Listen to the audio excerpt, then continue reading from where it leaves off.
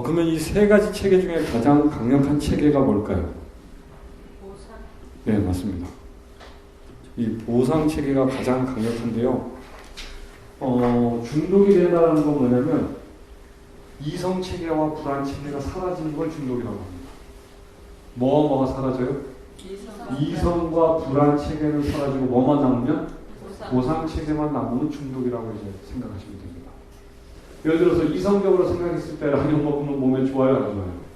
안 좋은 거 알아요. 이성으로 알아요. 근데 뭐가 더 좋은 거예요? 보상 체계가 더 좋은 거예요. 보상 체계라는 건 뭐냐면 뇌에 뭐가 있냐면 쾌락 중추라는 게 있습니다. 쾌락 중추에 자극이 오면 뇌에 뭐가 분비돼요? 도파민이 분비돼요. 쾌락 중추 사진을 하나 보여드릴게요. 여기가 이제 쾌락 중추라는 부분입니다. 뇌의 제일 깊숙한 곳에 자리해 있습니다. 그리고 쾌락 중추에 자극이 오면 대뇌 피질에서 뭐가 분비가 돼요? 도파민이 분비됩니다. 이게 보상 체계라는 거죠. 원래 하나님이 이 보상 체계를 주신 거는 아까 보셨다시피 항상 기뻐하라라는 본능인 거예요. 항상 기뻐하라.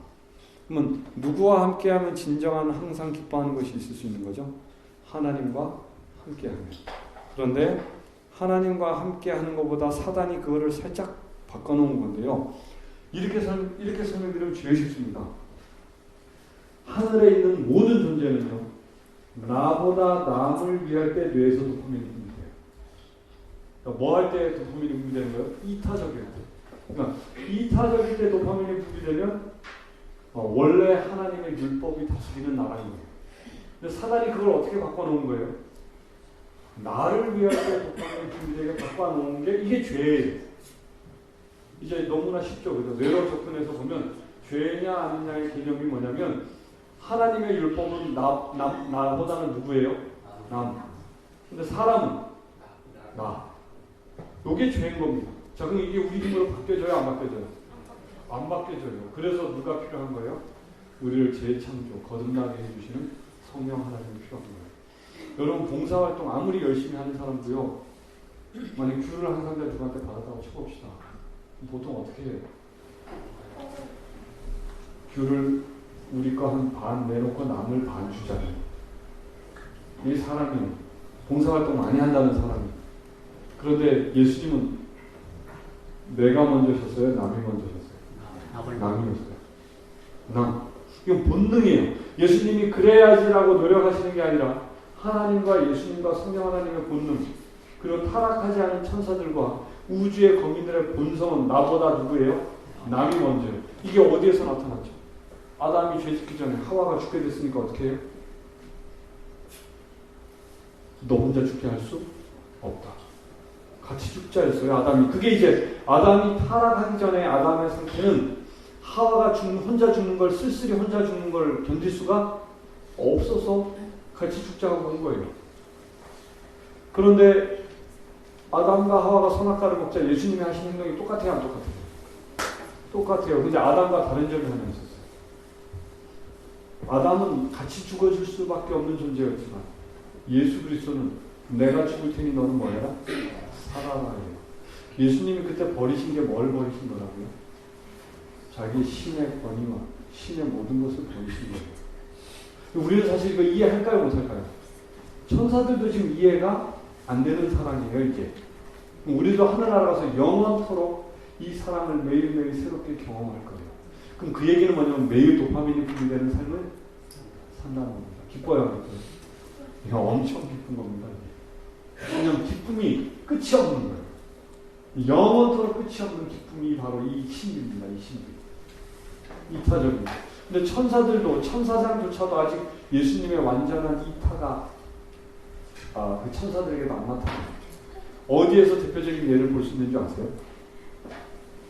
하나 물어보겠습니다. 천사가 발길질 한다, 안 한다? 한다. 어디에 나와 있어, 성경에? 천사가 진짜 발길질 합니다. 천사가 발길질, 천사가 누구한테 발길질 하는지 성경에서 읽어보시면 사도행전에 나오는데. 여러분, 베드로가요,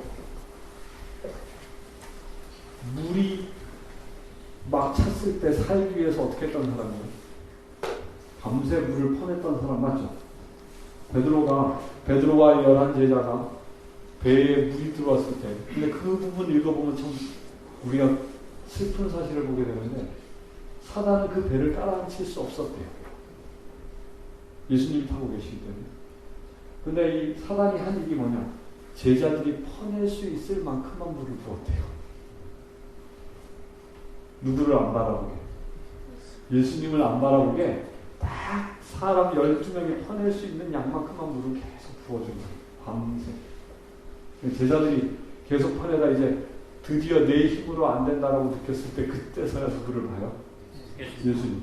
자, 이게 성령 하나님이 우리에게 하실 수밖에 없는 참 비참한 현실이에요. 내가 못해요라는 고백이 진심이 될 때까지 예수님은 어떻게 개입하실 수가 없는 상황인 거예요. 왜?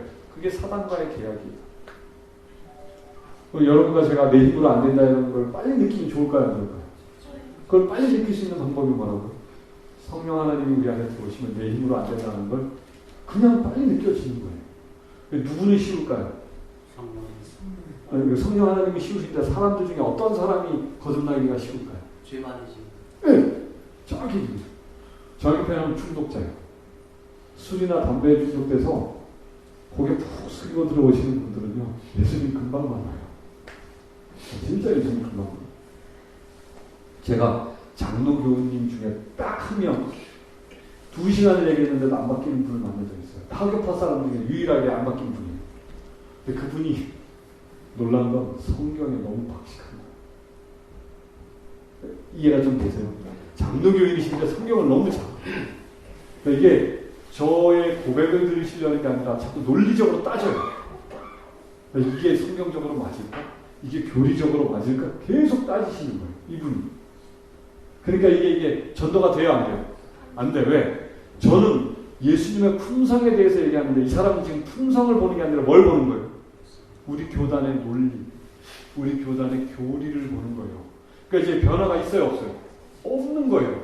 그런데 진짜 중독된 사람은 교리 따지게요, 안 따지게요? 내 코가 속잖네. 내가 지금 죽을 판인데, 내가 지금 자살을 생각하고 있는데 무슨 교리가 있고 뭐가 있어요? 그러니까 예수님의 품성에만 집중해요.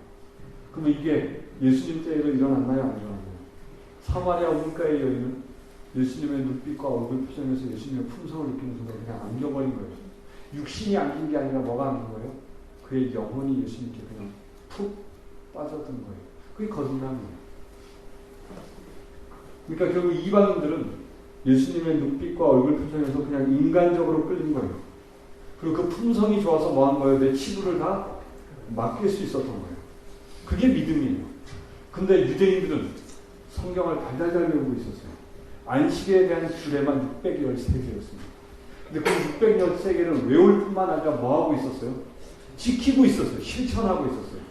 그래서 예수님이 옆에서 병자를 고쳐도 그게 눈에 보이는 게 아니라 뭐가? 진짜 메시아가 맞을까?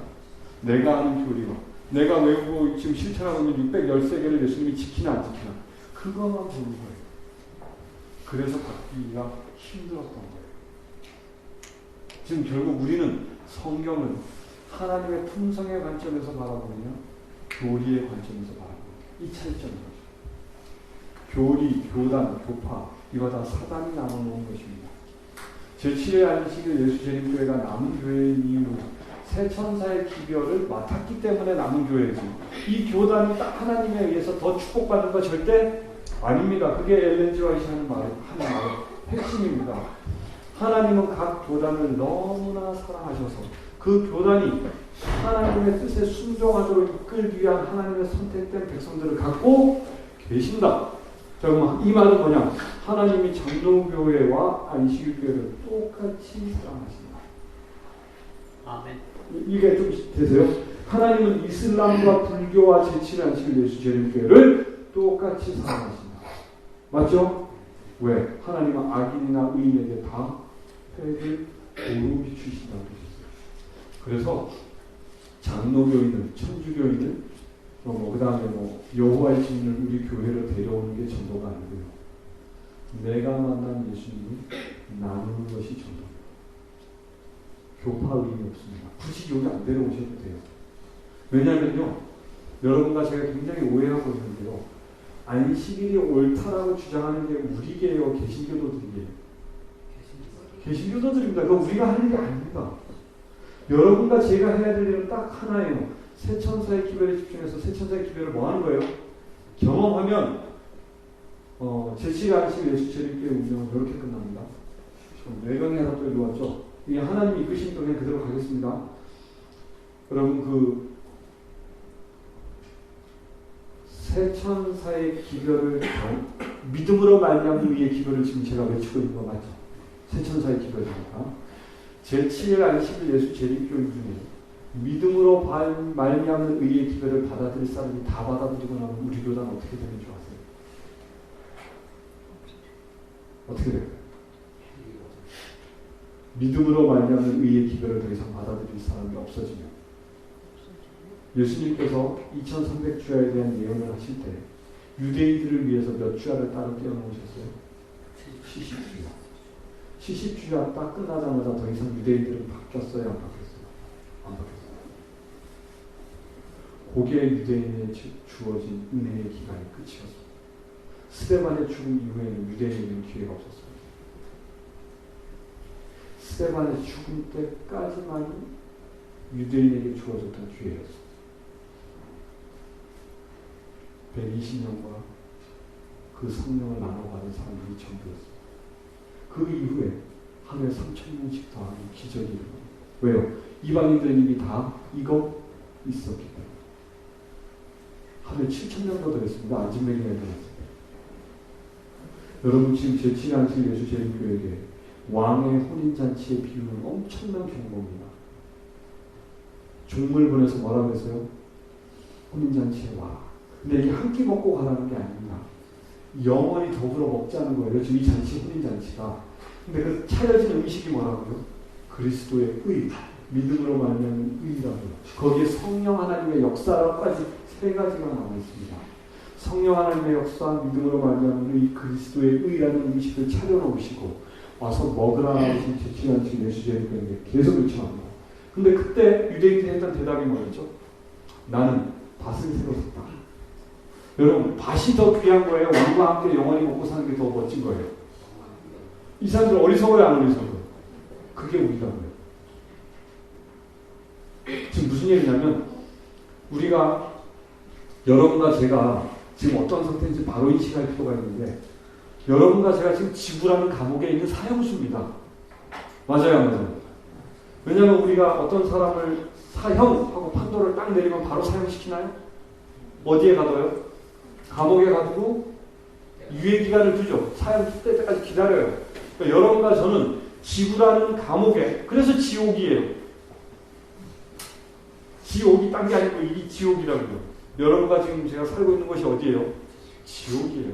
지구라는 감옥에 여러분과 제가 사형수로 있어요. 근데 갑자기 문이 벌컥 열리더니 영원한 복된 소식이 있다.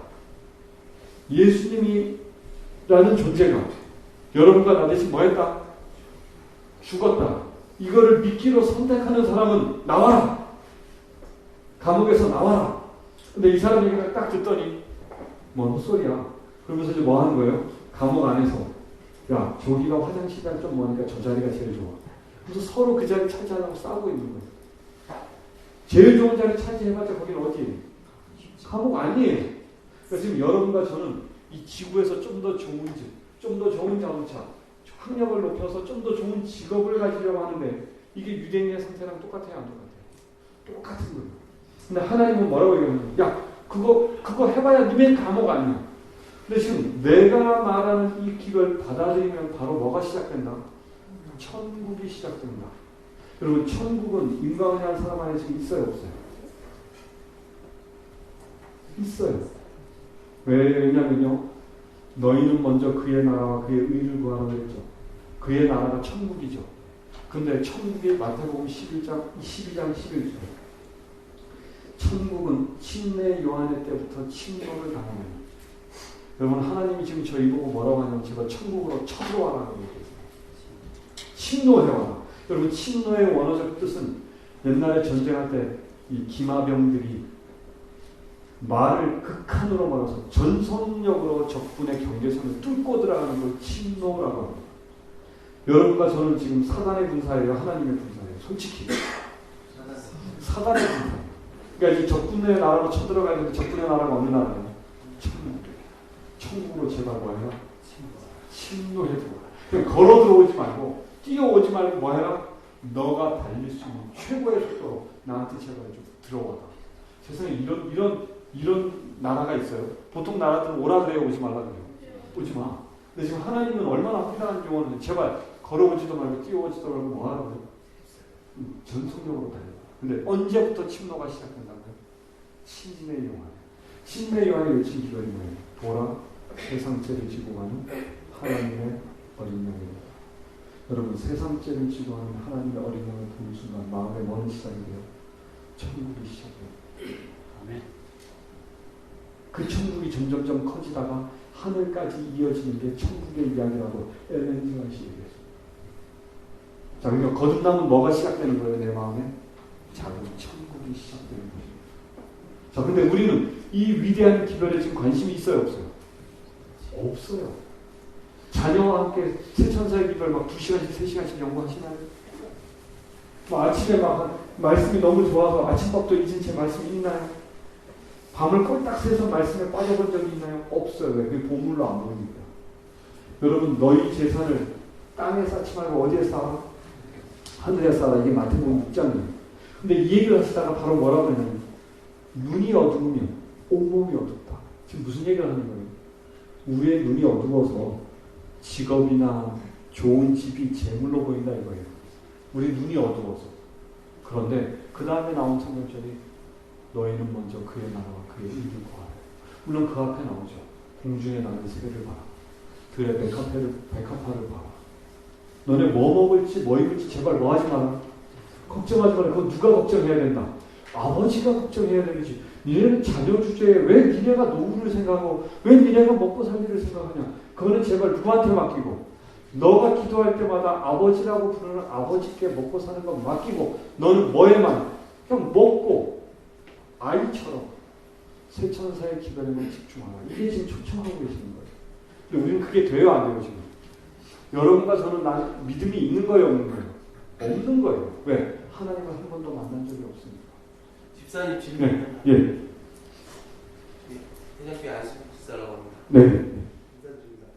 지금 집사님 그 말씀을 들으면서 상당히 획기적인 발상의 전환이 지금 되고 있는데요. 네. 제가 여쭤보고 싶은 거는 지금 강의 내용 중에 이렇게 사랑의 하나님 쪽, 그러니까 근육의 네. 아버지 쪽으로 많이 말씀을 하시는데 제가 느끼는 게 사단의 계략인지 잘 모르겠지만 공의의 하나님의 관측으로 봤을 때 네. 이게 돌이키게 하는 것은 어떤 시련이나 똑똑한 뭐 그런 사람에게 시련도 주신다고 이렇게 하나님께서 말씀하시고 네. 그리고 정죄도 하신다고 이렇게 네. 말씀이 나와 있는데 그런 부분에 대해서 한 말씀 부탁드리겠습니다. 시련을 주시는 이유는 뭐냐면 내가 그리스도가 필요하다는 걸 뭐 해달라는 거예요. 깨닫게 하시려고 시련을 주시는 거고요. 정죄의 개념은 사단도 하고 성령 하나님도 하십니다. 정확히 엘레지가 썼습니다. 근데 사단이 하는 정죄는 우리가 한숨 쉬고 낙담하게 만드는 정죄고요. 성령님이 주시는 정죄는 그래서 예수님을 보자. 전혀 다른 결과. 그러니까 난 누가 필요하다? 예수님이 필요하다. 이게 성령 하나님이 이끄시는 정죄입니다. 그래서 예수님께서 그 가늠하다 잡혀온 여자애를 대하실 때 어떻게 했냐면 그녀의 죄책감을 감소시키지 않으면서도 그에게 희망을 주시기 위해 노력하십니다. 자, 이게 무슨 개념인지 좀 이해가 되세요? 죄책감은 있어야 돼요. 그러나 그 죄책감 때문에 한숨 쉬고 낙담하면 이건 사단이 주는 죄책감이고요. 성령 하나님이 주시는 죄책감은 이런 죄를 갖고 있는데 나를 안아주신다. 이 평안으로 이끄는 거예요. 아, 그럼 이제 다 해결되셨나요? 감사합니다 하시는 분에 대해서. 자, 그리고 아까 제가 에스겔 36장 설계 시간에 썼던 성경절에 굉장히 중요한 부분이 나오는데 우리 하나님의 율법 지키지 않으면 하늘나라 가게요 못 갑니다. 못 갑니다. 하나님의 율법 지켜야 하늘나라 갑니다. 자, 그럼 갑자기 아까 윤광훈 선생님 하던 얘기랑 지금이랑 다르네요 얘기가 드실 텐데 아니에요. 성령 하나님이 우리의 마음을 완전히 변화시키시는 율법이 지켜집니다. 아멘. 그게 에스겔 36장 24절 27절 쭉 읽어보세요. 27절에 뭐라고 했어요? 내가 너희로 나의 율례를 행하게 하시니. 우리가 행하는 게 아니고 누가 행하게 하신다고요? 우리 안에 계신 성령 하나님이 행하게 하신다. 그럼 양의 무리의 고백이 나옵니다. 내가 목마를 때 너네가 마실 거를 줬고 뭐라고 해요? 제가 언제 그랬습니까? 제 안에 계신 성령 하나님이 하셨죠. 이게 빌립보서 3장 3절입니다. 하나님의 성령으로 봉사하고. 여러분 기도, 믿음의 기도는 누가 하는 걸까요? 제가 하는 걸까요? 성령 하나님입니다. 그거 아주 성경에 보면 아주 자세히 잘 나와 있습니다. 기도원이 나팔 불 때 영어 성경 번역이 이렇습니다. 성령 하나님이 기도원을 옳고 나팔을 부르셨다. 누가 나팔을 분 거예요? 기도원이 분 거예요? 성령 하나님. 여러분 기도원이 제정신이면 거기 서 있을 수 있었어요? 없었어요? 못 서 있습니다. 15만 대 300인데 이게 무슨 말이 되죠? 더군다나 칼도 안 들고 뭐만 들고 있어요 지금? 항아리, 횃불 든 항아리와 나팔 들고 있습니다. 이게 무기예요. 거기 서 있었던 선배님들 중에 제정신인 사람 아무도 없었습니다. 다 그리스도의 정신으로 거기 서 있었습니다. 여러분과 저는 제정신이면 마지막 시대에 못 살아남습니다. 여러분과 제가 제정신으로 환자 고칠 수 있겠어요? 여러분과 제가 제정신으로 나를 향해 돌 던지는 사람 위에 눈물 흘린 기도가 나올까요? 제정신 아닌 사람만, 예수 그리스도의 정신인 사람만 사는 것입니다. 이게 거듭나는 것입니다. 그러니까 갑자기 부담이 없어지시죠? 부담이 없어지시는 건 뭐냐면 성령 하나님을 자꾸 구해서 내가 그런 사람이 되기를 선택하면 됩니다. 이 생애의 빛이 두꺼운데 그 두꺼운 데서 하는 얘기가 이겁니다. 너가 할 수 있는 게 뭐가 있지? 없습니다. 아니야. 하나는 있어. 선택. 사람이 할 수 있는 게 뭐라고요? 선택. 여러분과 저는 성령 하나님을 우리 마음에 모시기로 선택하는 구원이 주어집니다. 그게 종교회개랑 5장, 6장, 7장의 핵심 스토리입니다. 선택. 그것이 여러분과 제가 거듭나기로 선택하는 거듭나시는 것입니다. 성령 하나님을 통하여. 쾌락적인 주 얘기하다가 여기까지 왔는데요. 어떤 맥락에서 여기까지 왔는지는 저도 모르겠어요. 근데 마음에 성령 하나님의 임재로 계속 구하고 찾고 기르시면 거듭남의 단계를 이루시는데 그 이루시기 전에 나중에 이렇게까지 갑니다. 너무나 이 나쁜 습관을 끊고 싶은데 안 끊어지니까 너무 답답해서 내가 가장 믿을 만한 사람에게 나도 모르게 털어놓기 시작합니다. 나 이거에서 벗어나고 싶으니까 나를 위해 뭘 해다오? 기도해. 그래서 한 3-4명 앞에 나 이거 위해서 기도해다오. 한 4명이요. 이 사람의 단점을 놓고 기도를 해줍니다. 근데 그 기도 시간이 길까요? 짧을까요? 정말 깁니다. 1시간 넘게 기도하는데도 다리, 무릎 아픈지도 모르고 다들 기도했죠. 저도 그렇게 경험했어요. 4분이, 생전 처음 보는 분 4분 앞에서 하나님이 저의 모든 죄를 털어놓게 하시고 그분들로 하여금 성령 충만하게 하셔서 나를 위해 기도하게 하시고 그날 밤에 저의 이야기를 들었던 분들이 이런 얘기를 했어요. 저보고 절대 어디 가서 이런 얘기 하지 마라. 우리들은 이해하고 당신을 위해 기도해줬지만 당신의 인생이 망가질 수 있으니까 절대 어디 가서 얘기하지 마라. 희한하지 않아요? 우리 인간의 본성이 남의 단점 들으면 뭐 하고 싶어요? 이게 근질근질해요. 뭐 하고 싶어요? 남에게 자꾸 얘기하고 싶어요. 근데 성령 하나님 이끄시니까 그 4분 다 하는 얘기가 어디 가서 얘기하지 마. 근데 웬걸 그게 돼요? 그날 밤에 하나님의 은혜로 거듭남을 경험하니까 이틀 뒤에 107명이 앉아있는 데서 뭐 했어요? 제가 간증을 했어요. 제가 간증할 때 4분의 얼굴이 사색이 됐어요. 저 어떻게 하려고 그러죠? 그러니까 제가 교사였다는 거 알죠? 그죠? 그럼 지금도 학생들 가르치는 거 알죠? 그런데 저 사람 저랬다 나중에 이제 저 직감당 어떻게 하려고 지금 얘기하느냐는 거예요. 4분이 저를 보고 뭐 하시는 거예요? 제 얘기 들으시면서 얼굴이 하얗게 되셔서 저를 위해 계속 기도하시는 게 눈에 보여요. 그리고 나서 제가 간증 다 끝나고 나갔더니 다른 분들 하나하나 은혜 받는 거 보더니 그제서야 4분이 얼굴에 평안이 오더라고요. 그러면서도 개인적으로 찾아와서 적당히만 얘기해. 놀랍죠? 생전 처음 본 저를 지금까지 걱정해 주세요. 지금까지. 이게 바로 하나님이 하시는 능력입니다. 그럼 거듭남 혼자 경험하는 거예요? 아니에요? 아니에요. 누군가가 나를 위해 진심으로 기도해 줘요. 그리고 제가 기도하는 가운데 예수님의 사랑을 끼는 것입니다. 형제가 연합하여 동거하는 것이 일어납니다. 생전 처음 본 장로님들이 인구강이라는 젊은 집사 하나를 위해 매년 1시간 넘게 기도해 주죠.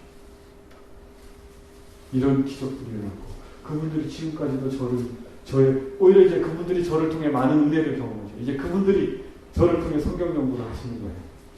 서로 형제가 연합하여 서로에게 유익이 되는 일이 벌어지는 것입니다. 이런 일이 일어나면 좋겠고요. 우리 학생들의 학생들은 이런 내용이 귀에 잘 안 들어올 거예요. 왜요? 내가 죄인이라는 걸 별로 못 느끼니까.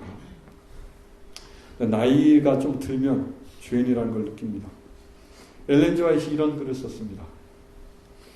신체의 조직 전체가 연결되어 있고, 그 다음부터 읽어보실래요?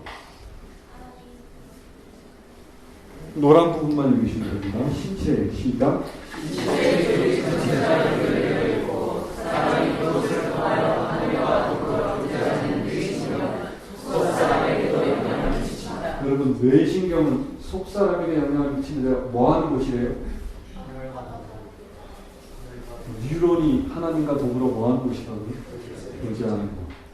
자, 그럼 이곳에 하나님의 품성이 기록된다는 거 이제 다 이해가 되시나요? 근데 여기에 기록할 때 먹으로 쓰지 않고 뭐로 쓴다고요? 하나님의 성령. 그리고 돌비에 쓰지 않고 어디에 쓰신다고요? 우리 심장과 뇌에 있는 뉴런을 기록하신다. 자, 그럼 이제 우리는 뉴런을 뭐하게만 하면 돼요? 튼튼하게만 하면 되겠죠. 그런데 사단이 한 그 무서운 뇌를 파괴하는 것을 얘기하기 전에 먼저 뇌의 기능들을 전체적으로 한번 말씀드릴게요. 자, 1번 뭐를 담당한다고요? 시각. 10번 촉감. 손으로 느끼는 거. 유대인들이 왜 똑똑한지 알아요? 우리 여자분들 잘 들으세요. 유대인들은 아기가 태어나면요, 엄마가 자기 직업이 뭐냐에 상관없이 다 직업을 그만둡니다. 그게 유대인의 전통이에요. 그래서 아이가 태어나면 이 아이의 엄마는 자기가 회사의 CEO여도 회사를 그만둡니다. 내가 초등학교 졸업할 때까지. 그리고 유대인들은 아기가 태어난 다음에 생후 5개월에서 6개월이 돼서 색깔을 구별하기 시작할 때부터 유대인 엄마가 5개월쯤 되면 대개 엄마들 애기들 키워가셔서 아시죠? 힘든 거. 모유수유해라, 기저귀 가리라, 하루에도 또 몇 번씩 싸야 되니까 기저귀 가리고 모유수유하고 바쁜데 유대인 엄마는 애기 앞에서 옷을 7번 갈아입습니다. 하루에. 패션쇼를 해. 누구 앞에서? 애기 앞에서. 뭐에 자극 주려고요? 1번에 자극 주려고. 왜? 여기에 자극을 주면 뭐가 발달하니까? 천적이 발달하니까. 유대인은요, 자녀가 2살이 되면요, 유대인들은 밥이 우리처럼 흰밥 이런 밥이 아니고 반죽을 해서 빵을 해 먹잖아요. 그럼 유대인들은 애가 2살이 되면 빵 반죽을 애랑 같이 합니다. 빵이 어떻게 될까요? 만장팔이 되죠. 그래도 합니다. 왜? 어디에 자극 주려고? 10번에 자극 주려고. 그럼 뭐가 발달되니까? 그 다음에 애가 4살이 되면 키높이 의자를 삽니다. 왜 살까요? 유대인들이 키높이 의자를 사는 게 4살이 되면. 강남 엄마도 이렇게 대답합니다. 공부시키려고. 아니고요, 설거지 같이 하고. 애가 키가 작아서 못하니까 키높이 의자를 사서 떨어지지 않게 옆에 잘 테두리에 쳐져 있는 키높이 의자를 사서 4살짜리 애랑 설거지를 같이 합니다. 뭐에 자극 주려고? 10번에 자극 주려고. 근데 우리 유대인처럼 할 필요 없어요. 한 방에 끝낼 수 있습니다. 어디로 데려가면 돼요? 네, 숲으로 데려가면 돼요. 숲으로 데려가면 이 모든 일이 해결됩니다.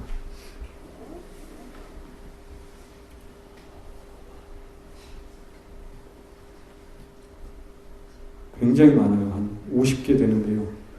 그 중에 악과 밑에서 세 번째 줄입니다. 악과에 읽어볼까요? 시작. 악과의 적으로 영원의 진리 없는 저희들의 마음은 모든 죄를 가운데 드러나시는 하나님의 뜻을 주시옵소서. 애들은 누구보다 하나님을 먼저 깨닫는다고요? 어른들보다 숲속에 갔다 놓으면 하나님을 가르치지 않아도 하나님의 존재를 인식한답니다. 그 다음에 위에 세 줄 읽어볼까요? 세상에 시작. 세상의 소원으로 기가 얻어지지 아니하는 우리들은 주님의 말들을 통하여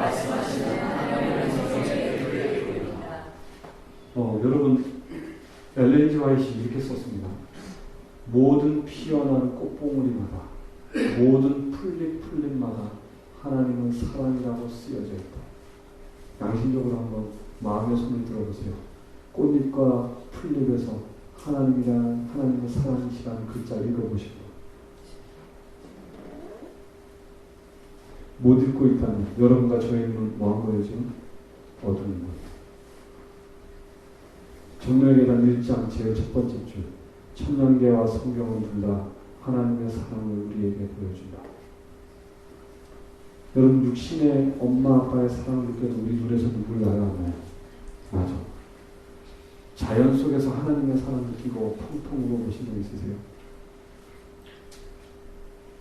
지금 제가 뭘 말씀드리냐면, 아까 한 장로님 말씀하셨죠. 우리 교단만큼 이론이 빠삭한 교회가 없어요. 근데 뭐는 없어요? 경험이 없어요. 한번 기도해 보세요. 하나님, 나 자연 속에서 하나님 사랑 느끼고 한번 울게 해라. 눈물과 콧물이 범벅이 돼서 한번 울어보세요. 얼마나 행복한가. 저는 옥수수밭에서 진짜 많이 울었습니다. 그 자연 속에 나타난 하나님의 사랑이 알려주시는데 너무 행복해서 울었어요. 울고 난 뒤에 눈 떴을 때 옆에 아무도 없다는 사실에 감사했습니다. 왜냐하면 눈물은 어떻게 해결이 되는데, 진짜 은혜 받고 옥수수밭에서 서서 하나님의 사랑이 막 느껴져서 울고 난 뒤에 눈을 떴더니 글쎄 제 코에서 콧물이 흘러가지고 땅에까지 끌리고 있는 거예요. 끊어지지 않고. 야, 저는 콧물의 그 정성이라고 해야 되나? 그게 그렇게 질긴 줄 몰랐어요. 제 코에서부터 땅에까지 이렇게 쫙 끌리고 있는 거예요. 거기가 아무도 없어서 다니면서 얼른 이렇게 끊었는데. 야, 제가 이렇게 진짜 웃으면서 얘기했지만 여러분, 자연 속에서 하나님의 사랑을 이렇게 느껴봐야 하지 않나요? 진짜 꽃봉우리에 하나님의 사랑이라고 쓰여지는 거 봐야 돼요, 안 봐야 돼요? 이거 못 보면 안 됩니다. 여러분, 우리 태양주위를 수금지와 목도 천연이 어떻게 돌고 있는지 상상해 본 적 있으세요? 혹시 동영상 본 적 있으신가요? 봤어요? 아야, 제가 한번 보여드릴게요. 여러분과 지금까지 제가 생각하고 있던 여호수아가 태양아 달아 그 자리에 머물러라라고 얘기했죠. 그때 어떤 일이 벌어졌는지 여러분은 아마 이걸 보는 순간 갑자기 여호수아의 기도가 그렇게 위대한 기도였어라고 생각하실 겁니다.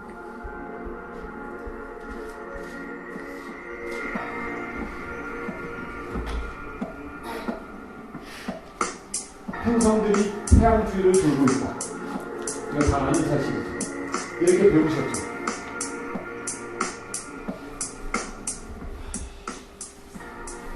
우리의 태양계는 7만 킬로미터의 속도로 우주를 지나가고 있는데, 아까는 너무 따분하다는 거예요. 근데 실제로 이렇게 갑니다.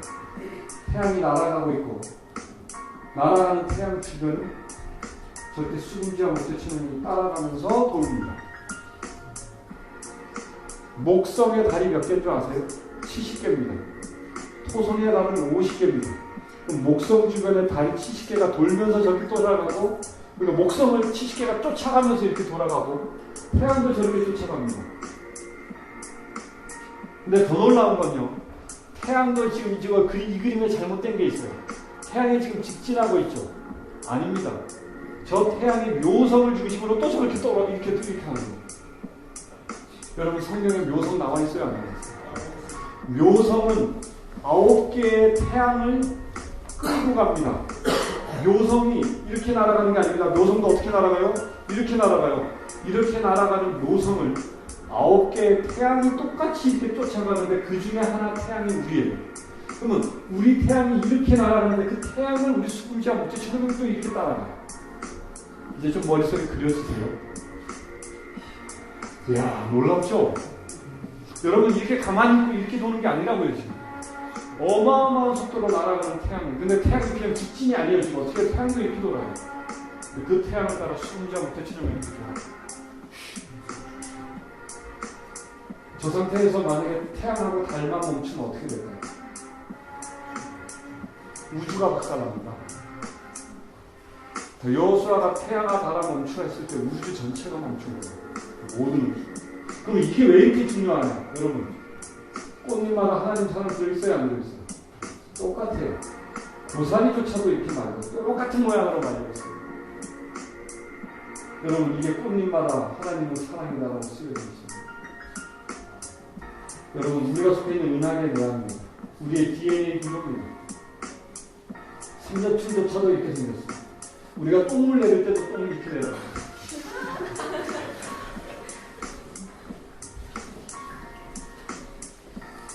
여러분과 제가 하늘나라 가서 볼 우주과학 놀라울까요? 안 놀라울까요?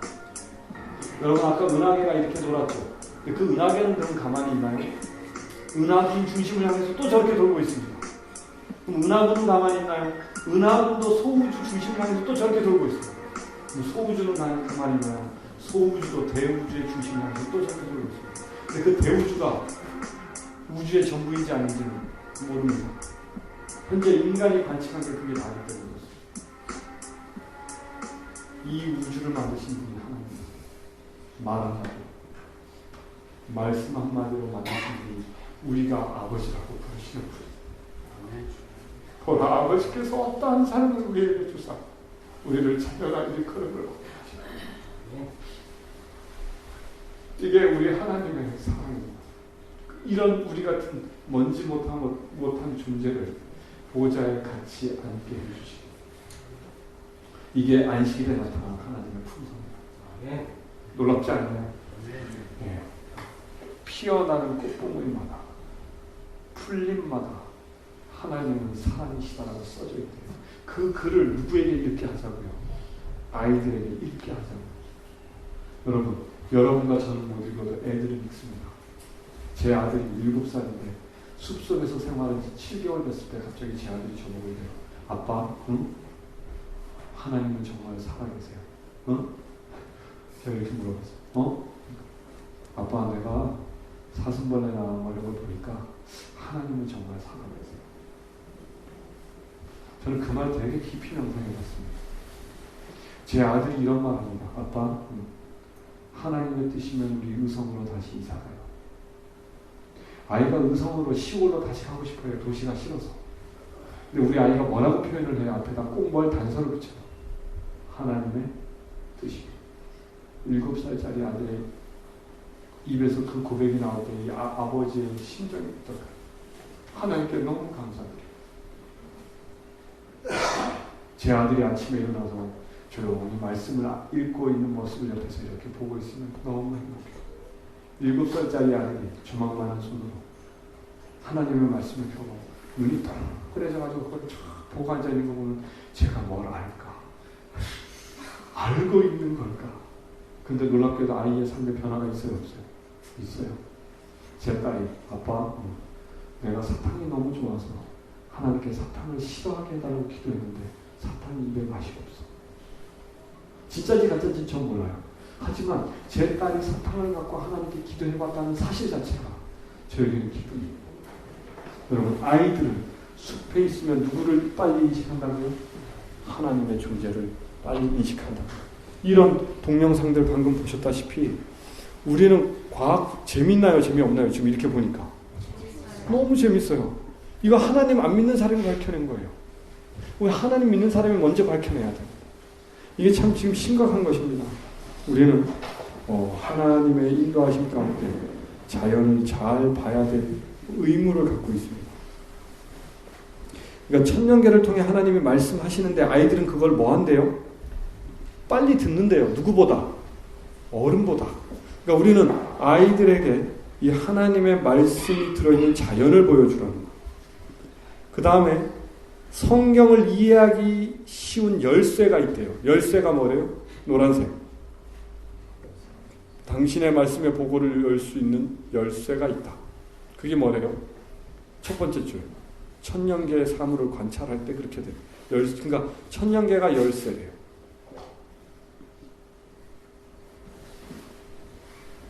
이거 말고 이걸로 할게요. 어린이들이 읽어볼까요? 천년계 아련실인 들과 시작. 천년계 아련실인 들과 어린이들을 지켜야 한다. 천년계 보아는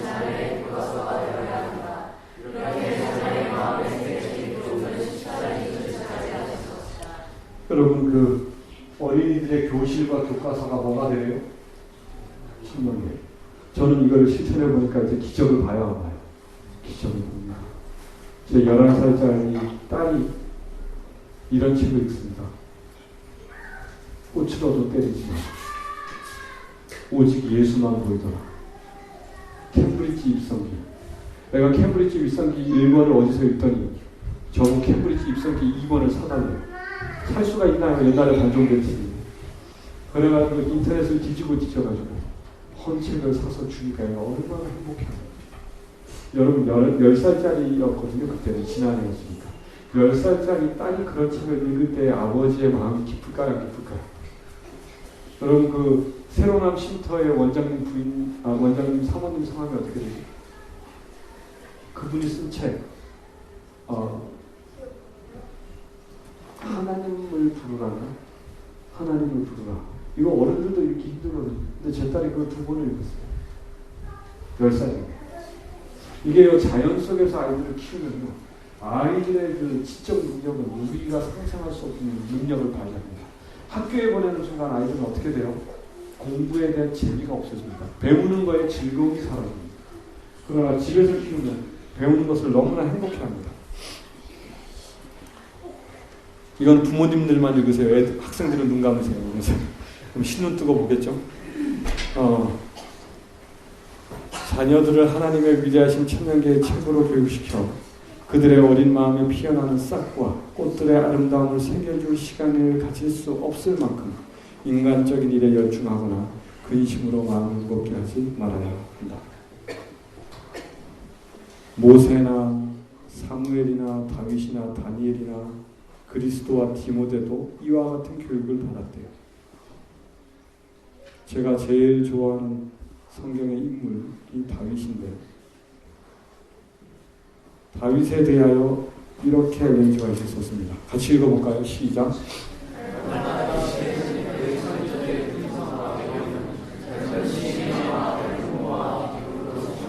자, 이거 과학적으로 표현하면 무슨 뜻이에요? 젊은 시인의 심장과 뇌에는 뭐로 가득 찼다? 도파민으로 가득 찼다. 과학적으로 풀이돼야 안 돼요. 뭘 볼 때 그랬다고요? 천년계. 하나님과 읽을까요? 시작. 하나님과 그분의 사원을 상상하고 다윗의 지각과 마음의 능력은 장래의 그의 사원을 위하여 개발되고 강하다. 다윗의 지각은 어디예요? 뇌. 마음의 능력은 뭐예요? 심장. 뇌와 심장에 있는 뉴런이 하나님과 그분의 사업을 뭐 할 때? 명상할 때. 어린 나이에 8살, 9살 때 이거 한 겁니다. 다윗이. 그런데 여기 보실래요? 그는 시작. 어디에서요? 천년계 속에서. 그 다음 쓸쓸한.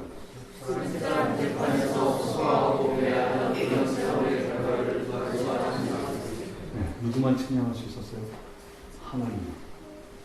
이것을 모세에 대해서 글을 썼을 때 엘렌 지 화이트 제목을 이렇게 달았습니다. 하나님의 사립학교로 전학간 모세.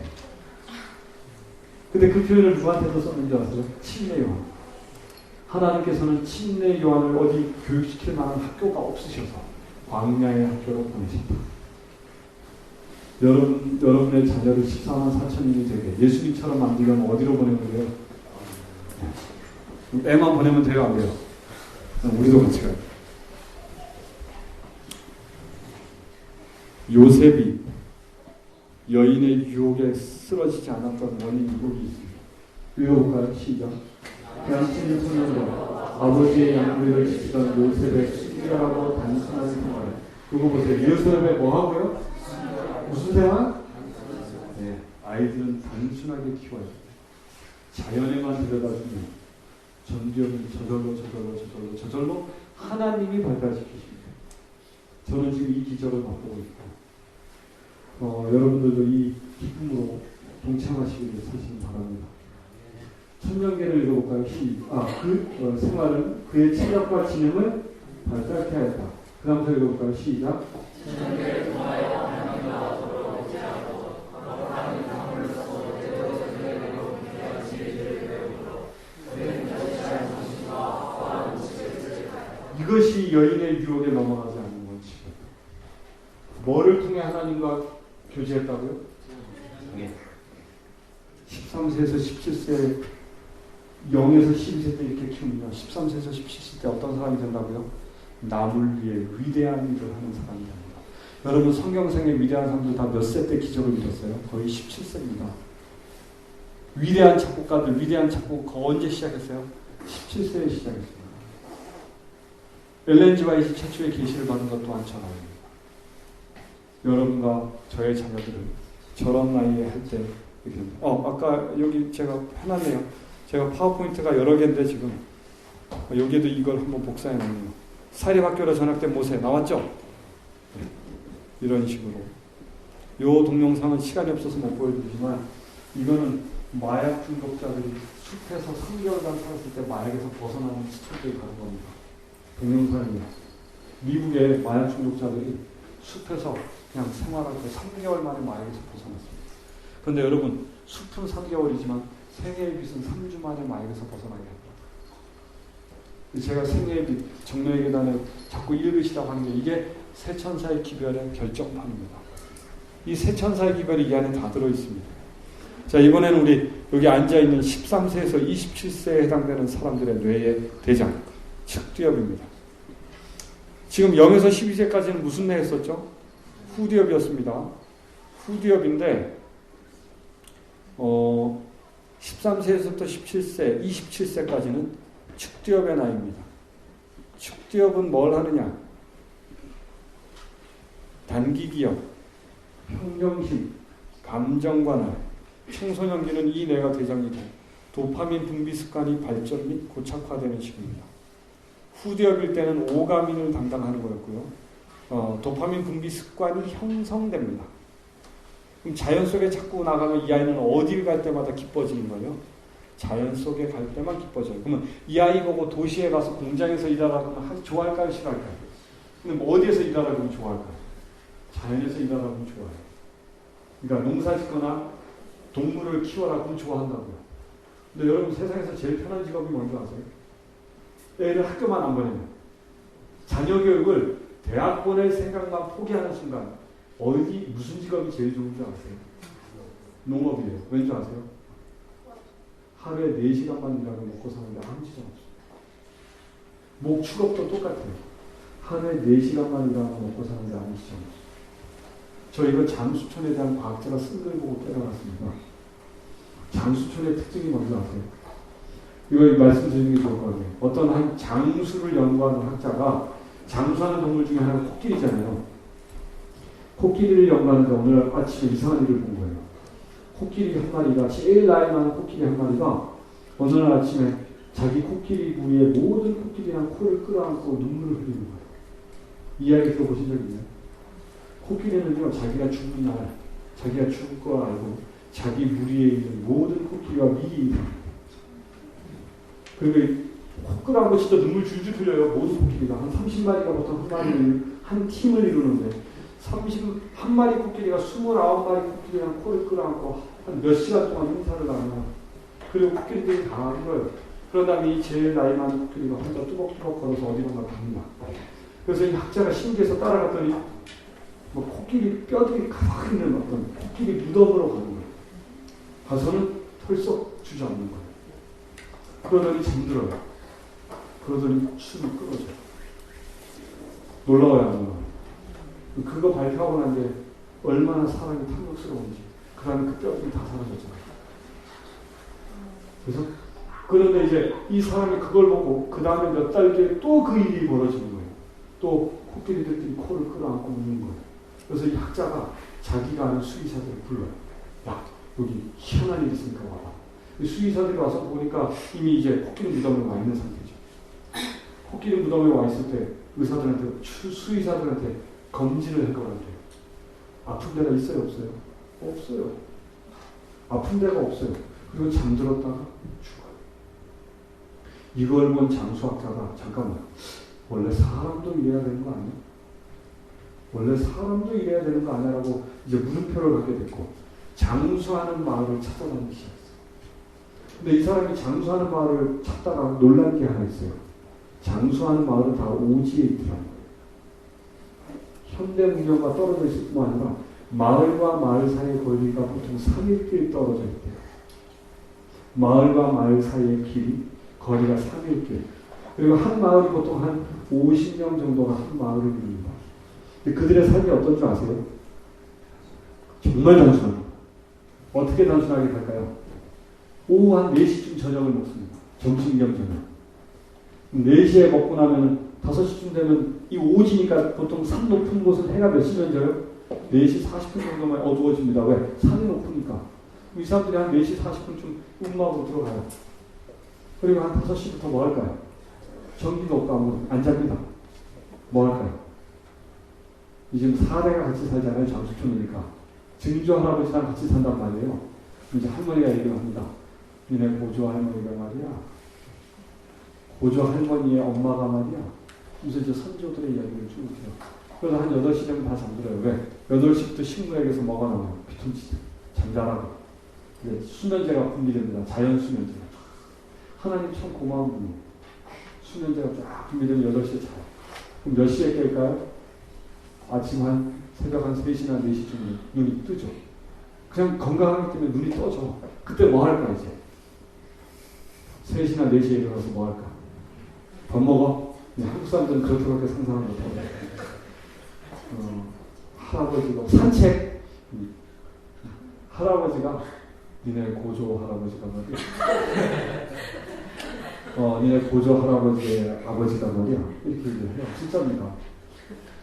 그러다가 해가 뜨고 한 8시 반쯤 좀 이렇게 뜨뜻해지면 움막에서 기어 나옵니다. 그리고 나와가지고 그 전날 수렵 채취했던 거, 그 전날 수렵 채취해놨던 걸 뭐 해요? 먹어요. 9시쯤. 그리고 9시쯤 먹고 나면 10시쯤 되면 이제 온 마을 사람들이 뭐 해요? 수렵 채취를 떠나요. 농사도 사실 잘 안 지어요. 왜? 먹을 게 캐면 되고 따면 되고. 네. 그러니까 결국 뭐냐면 그 수렵 채취를 하고 마을 이제 그 가족 전체가 떠나는 거예요. 가서 이제 제일 나이 많은 할아버지가 뭐라 그래요? 저 나무 껍질은 몇 월 달에 맛있고, 저 나무 뿌리는 몇 월 달에 캐 먹으면 맛있고, 이거 뭐 군뱅이는 어떻게 잡아서 어떻게 구워 먹으면 맛있고, 뭐 이런 거 알려주는 겁니다. 그렇게 하면서 이제 끌고 모아요. 며칠 먹을 거, 하루 먹을 거. 근데 이렇게 사는 사람들은요, 120살이 돼도 아픈 곳이 없대요. 그리고 사람은요, 죽기 2주 전에 안답니다. 코끼리는 죽는 걸 그날 알잖아요. 사람은 죽기 2주 전에 보통 안답니다. 근데 그걸 어떻게 표현하느냐, 이렇게 표현하네요. 나 내 동생 누가 보고 싶다. 나 내 형 누가 보고 싶다. 이런 얘기를 하면 10대 정도, 한 5, 6세 된 아이들이 그 얘기를 들으면 뭐예요? 이제 그 돌아가셔야 될 할아버지의 동생과 형이 살고 있는 마을로 가요. 걸어서 3일길 아니면 5일길을 걸어서 가서 이제 그 원하는 사람들 데리고 와요. 뭐 얼굴 다 보고 언제 죽는지 아세요? 낮잠 자가지고 아침밥 먹고 수렵 채취하러 가야 되는데 수렵 채취하러 안 가고 뭐라 그래요? 나 졸린다. 그냥 잘랜다. 그날 그분 뭐 하는 거예요? 자다가 죽는 거예요. 여러분, 사람이 죄를 지어서 하나님이 죽는 것을 허락하셨지만 죽음을 고통스럽게 하셨어요? 아니면 편하게 죽게 하셨어요? 편하게 죽게 하셨어요. 그래서 사람들이 욕심이 끝이 있어요? 없어요? 없어요. 잉여하려고. 잉여의 습관이 들어오는 순간부터 사람의 몸이 망가집니다. 과로하기 때문에. 여러분, 너희는 무엇을 먹을까 무엇을 입을까 염려하지 말라는 거는 농사나 목축업을 하고 자녀를 학교 교육만 안 시키면 하루에 4시간만 일하면 먹고 사는데 아무 지장 없다는 거예요. 그렇게 사는 사람은 나이 들어도 아픈 데도 없고요. 자기가 죽기 2주 전에 자기가 죽을 거라고 삶을 마감할 준비 다 할 수 있어요. 그런데 애석하게도 지금 지구촌에 장수촌이 단 한 개도 안 남아있습니다. 문명이, 현대 문명이 들어가는 순간, 욕심이라는 것이 들어가는 순간 장수촌은 다 깨졌습니다. 제7회 예수 제일교회에게 요구하시는 도전을 이룹니다. 원래 하나님이 너희를 만드신 창조의 원래 원칙대로 좀 돌아가주면 안 되겠냐. 이겁니다. 14만 4천님은 그런 사람이 될 것입니다. 건강식만 회복해도 안 되고요. 건강기별과 시골생활기별과 새천사의 기별과 이 모든 것을 종합적으로 이루어야 할 시기가 있다면 바로 지금입니다. 여러분이 하나님의 말씀을 깊이 연구하는 가운데 여러분이 결정하려고 하지 마세요. 여러분이 결정하려고 하면 이제부터 밤에 잠 안 옵니다. 근심하다가. 그렇게 하지 마시고 누가 내 마음에 들어오셔서 성령 하나님 내 마음에 오셔서 성령님의 뜻대로 인도해 주세요라고 기도하세요. 왜냐? 여러분 가족이 다 거듭났으면 여러분 시골 가고 싶어도 못 갑니다. 뭐 해야 되니까? 도시에서 전도해야 되니까 못 들어갑니다. 근데 여러분 가족이 거듭나지 않았을 뿐만 아니라 도시에서는 도저히 거듭날 수 없는 가정이다. 그럼 하나님 어떻게 하실까요? 시골로 들어가게 하실 것입니다. 여러분 시골 생활 오래 할 일도 없습니다. 또 하나 제발 딱 우리의 선조들처럼 2,000평, 1,000평, 3,000평 이렇게 사지 마세요. 그러면 아침에 새벽부터 밤 늦게까지 일해야 됩니다. 나중에 농사짓는 법 저한테 물어보시면 200평만 농사지만 먹고 사는 게 아니지. 200평만 사시라는 거예요. 시골 생활 들어갈 때. 그러면 우리 이 원주 아파트 전세 가격 한 얼마 정도 하나요?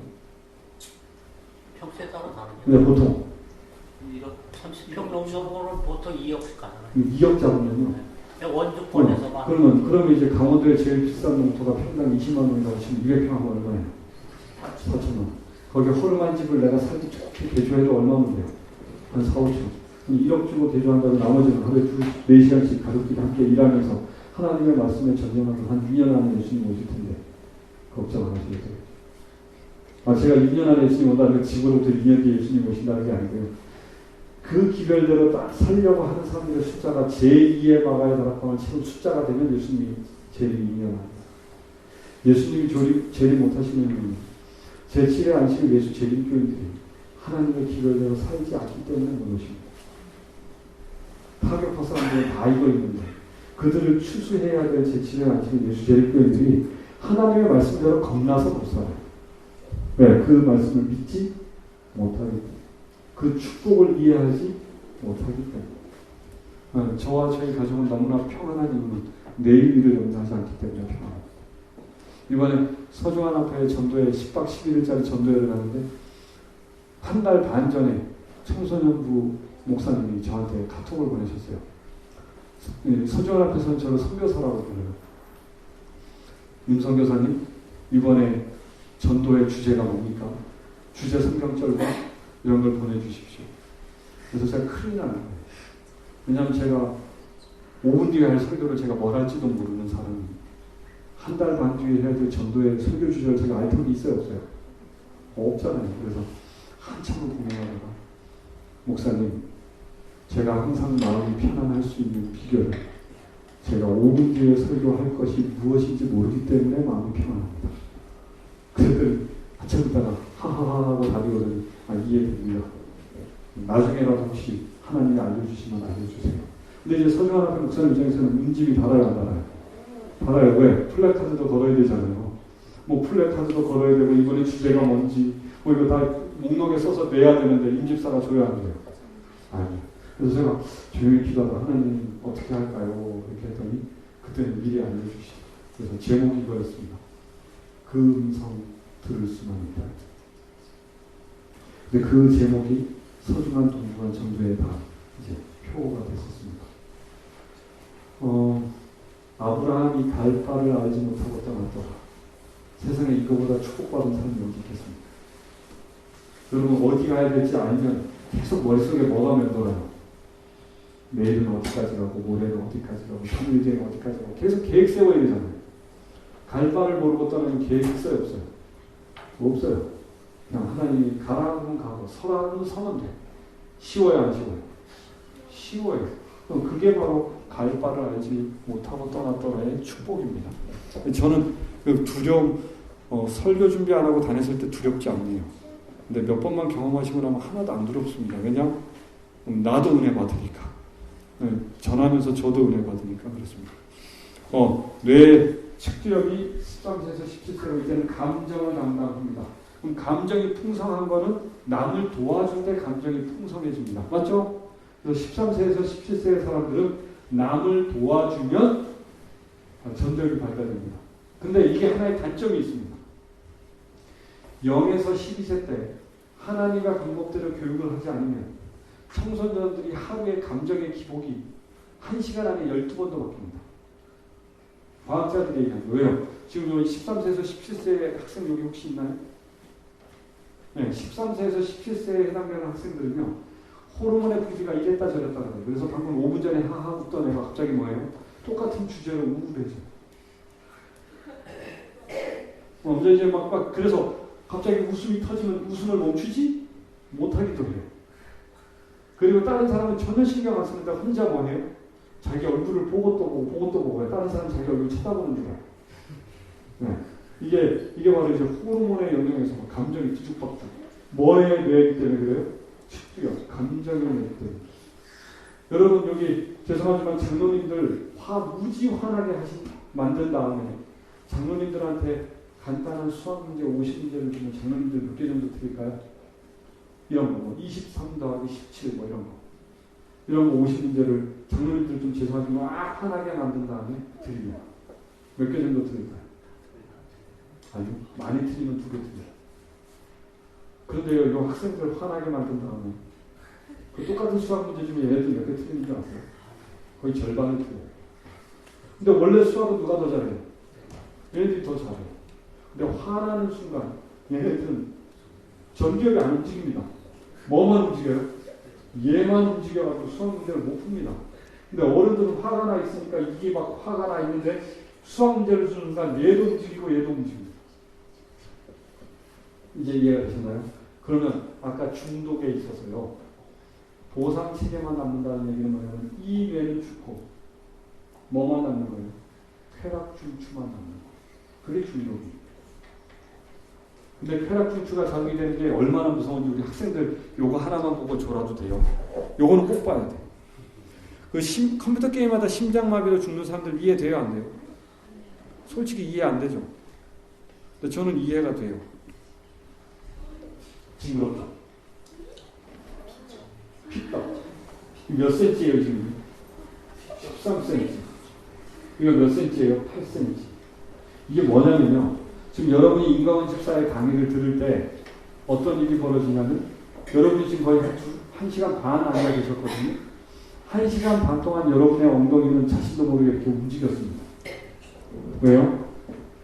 이게 눌리는 순간 동맥은 피가 통하는데 정맥은 피가 안 통합니다. 그래서 이 정맥에서 여러분의 뇌로 신호를 보냅니다.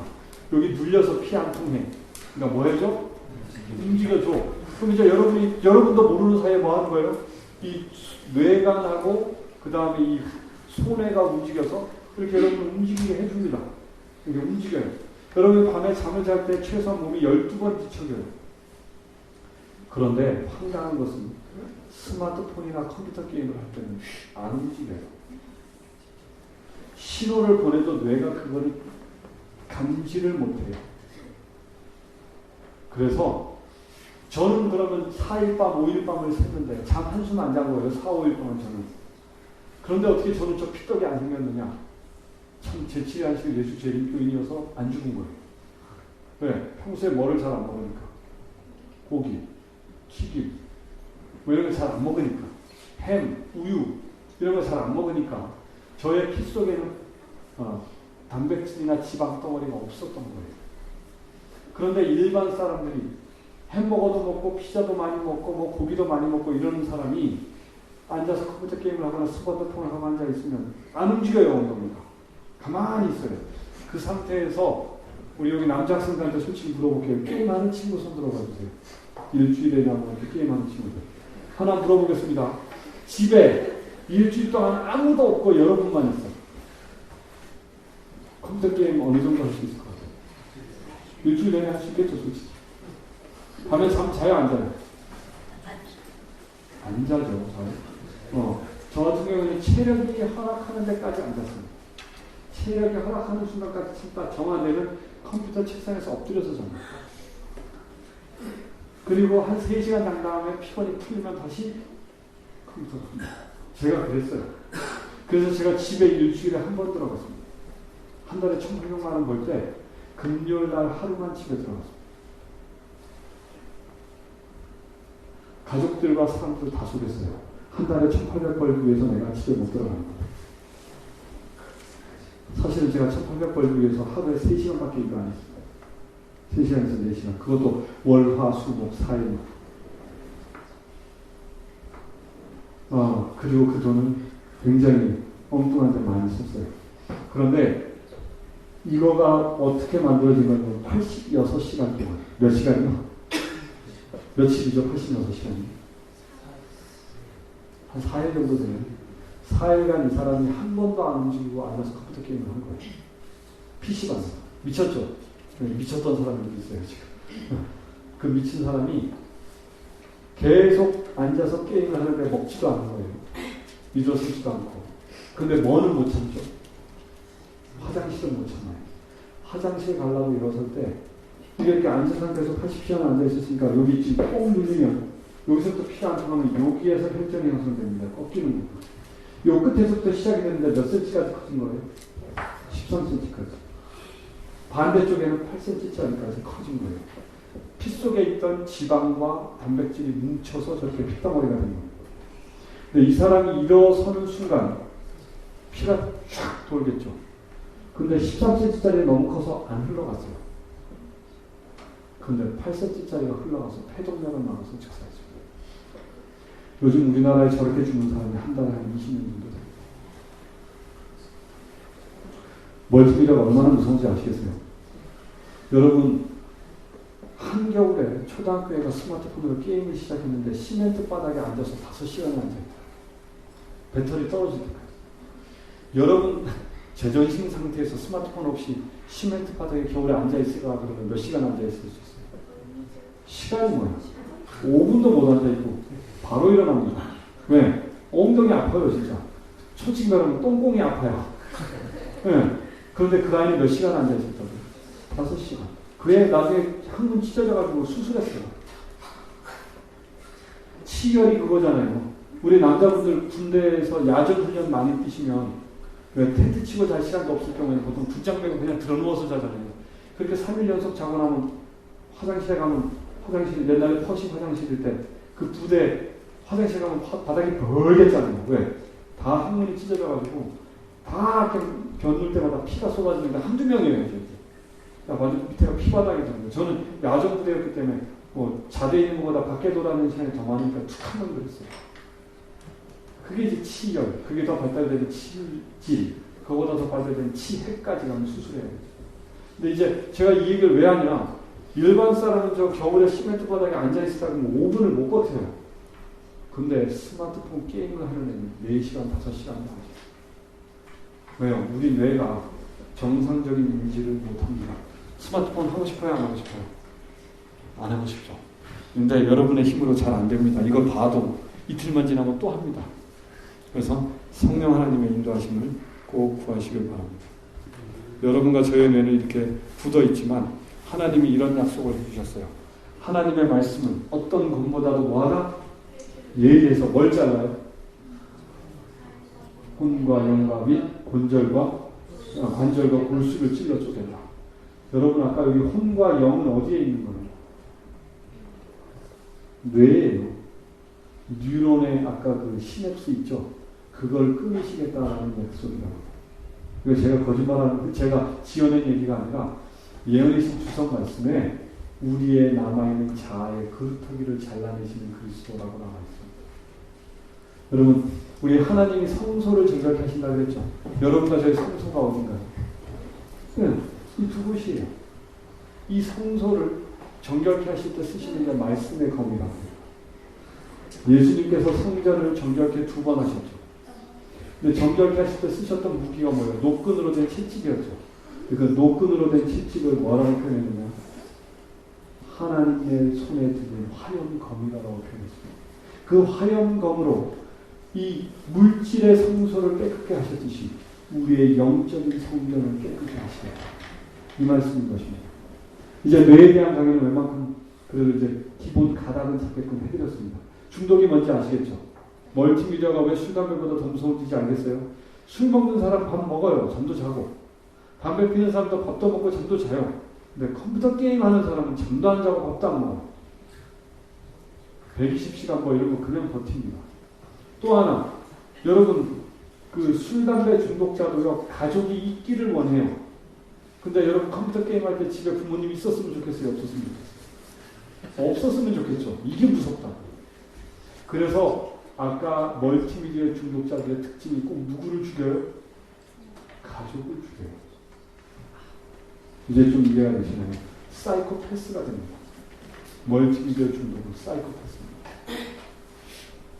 제가 그 상태까지 갔잖아요.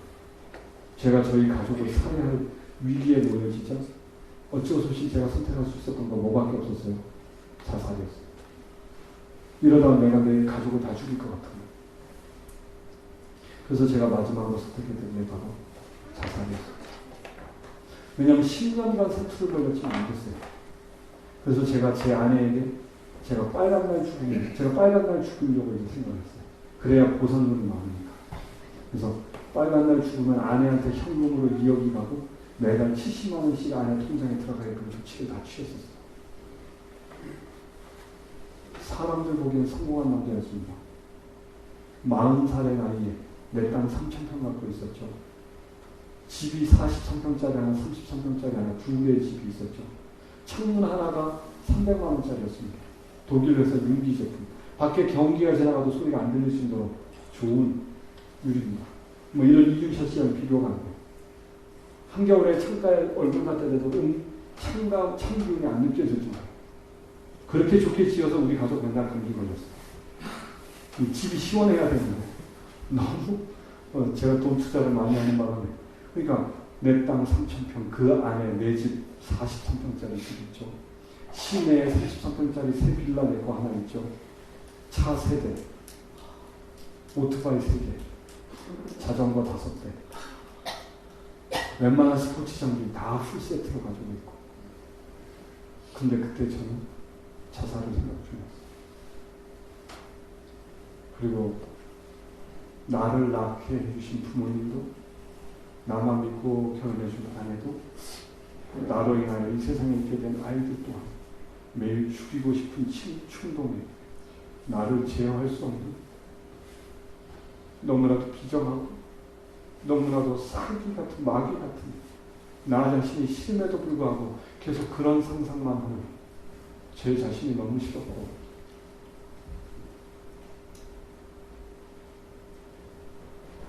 그 인생의 마지막을 준비하고 있던 그 순간에 돈을 흥청망청 썼어요. 그게 어떻게 보면 좀 낙이었으니까. 그래서 동창회를 갔는데 동창들 먹는 돈을 제가 다 쓴 거죠. 뭐 저한테는 돈 쓰는 거는 그렇게 큰 부담이 없이 막 쓸 수 있었으니까. 제가 통장에 들어오는 돈만 1,800이었지 농사 짓고 이러는 돈은 또 다른 돈이잖아요. 그리고 제 땅값이 계속 올라가잖아요. 근데 이제 동창들 회식비를 굉장히 큰 돈이지만 제가 다 내고, 그런 다음에 그날 제 앞에 먹었던 동창이 저랑 고등학교 때 별로 안 친했던 동창이에요. 말도 별로 안 해봤던 친구인데 그날 그 친구랑 단둘이 따로 또 밤에 남았어요. 그 친구랑 있는데 저도 모르게 저의 현 상태를 다 얘기했어요. 나는 모든 사람을 속이고 있지만 지금 멀티미디어 중독자고, 멀티미디어에만 빠진 게 아니라 뭔가 나쁜 거는 다 하고 있고, 나는 일주일에 한 번 집에 갈 뿐만 아니라 일주일에 한 번 집에 들어갔을 때 아이들을 데리고 금요일날 오후에 이마트나 홈플러스를 가면 막 70만 원, 50만 원씩만 카드를 긁는 거예요. 애들 원하는 거 사줘. 그리고 저녁 때, 금요일날 저녁에 애들을 두드려 패는 거예요.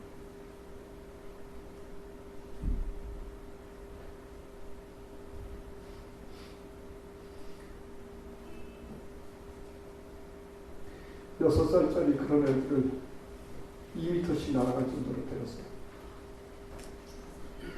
그리고 아내를 때리진 않았지만 아내를 맨날 욕을 하고 비난했고요.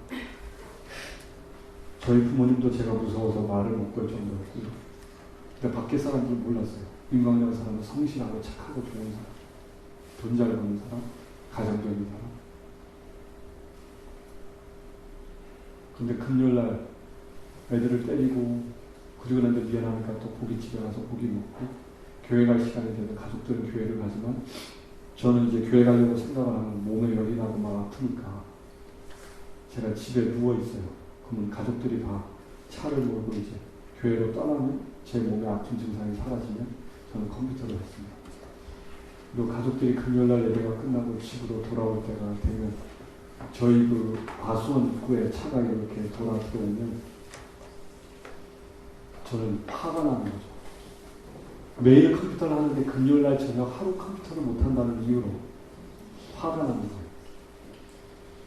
그래서 컴퓨터를 끄고 자는 척하고 누워있으면 아이들이랑 아내가 이제 제 옆에 이렇게 와서 누우면 저는 그때부터 잠이 안 오니까 밤을 꼴딱 새면서 가족들이 죽는 것만 상상했습니다.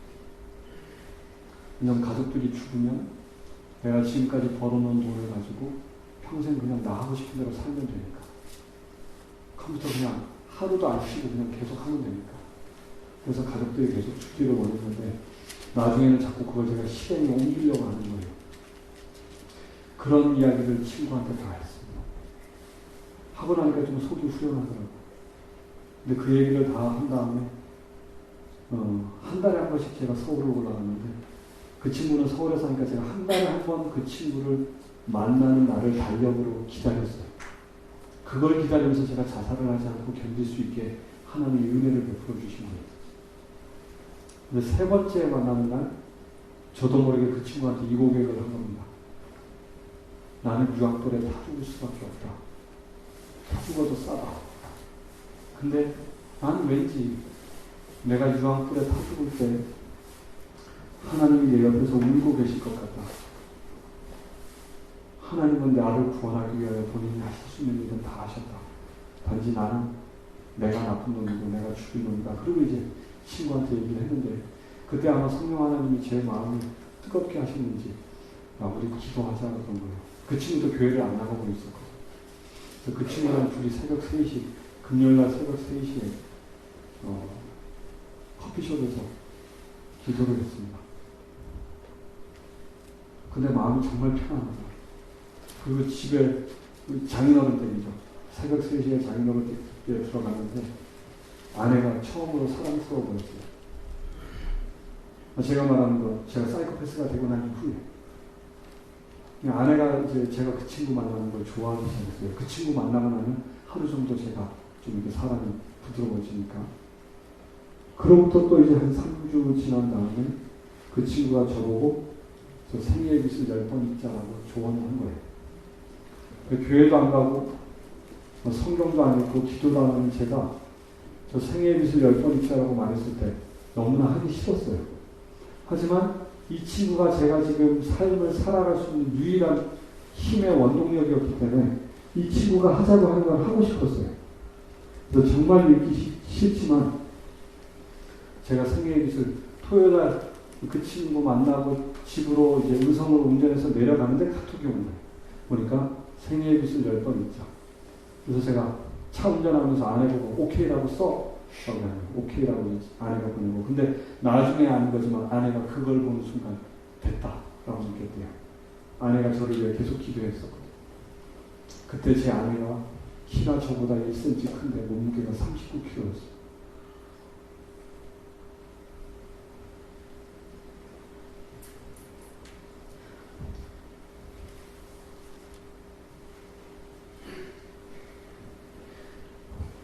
근데 그 아내가 그렇게 저 때문에 고통을 받고 저를 위해 기도하는 걸 끊지 않았었고요. 제 아내의 기도와 또 의성교회 교우님들의 기도 덕분이었겠죠. 제가 그날 집에 도착하니까 저녁 5시였습니다. 그 토요일날 저녁 5시. 그래서 그날 저는 습성이 안 좋은 싫은 거 먼저 하는 습성이에요.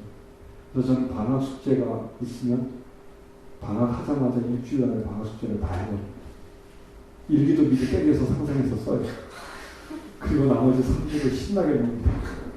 저는 밥을 먹을 때도 맛없는 음식 먼저 먹고 맛있는 음식은 맨 마지막에 먹어서 떡을 언제나 맨 마지막에 오늘 떡 정말 감사했습니다. 제가 떡본데 떡 정말 맛있었는데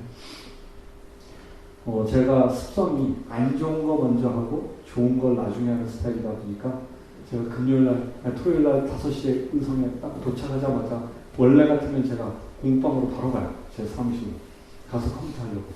근데 뭐 먼저 해야겠어요? 가만히 보니까 내가 하기 싫은 거 생애비서 먼저 읽어야겠다.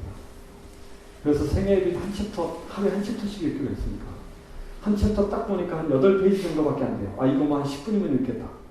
그리고 딱 폈어요. 근데 저는 스타일이 이해가 안 되면 못 넘어가는 스타일이거든요. 그리고 이 책을 제가 예전에 14번이나 읽었던 책이에요. 그래서 14번 읽었던 책도 읽는데 금방 읽겠지 하고 시작을 했는데 문제는 그때 제가 제 뇌의 상태를 깨달았어요. 읽는데 머리에 안 들어가요. 그 공부 잘했던 제가 아이들한테 맨날 영어를 가르치는 제가 이게 안 들어오는 거예요. 무슨 뜻인지. 그래서 한 문장을 5번을 읽었습니다. 천년계와 성경은 둘 다 하나님의 사랑을 우리에게 보여준다. 천년계와 성경은 둘 다 하나님의 사랑을 우리에게 보여준다.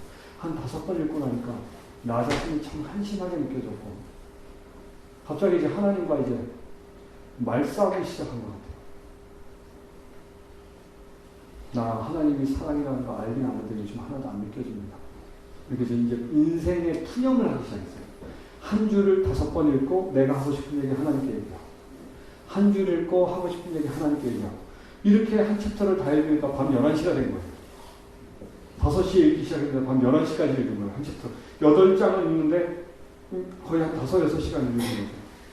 딱 다 읽자마자 제가 뭐 했을까요? 차를 이제 제 차 타락칸을 몰고 이제 제 사무실에 갔어요. 그리고 컴퓨터 켜고 밤새 잠 한 잠 안 자고 컴퓨터 했어요.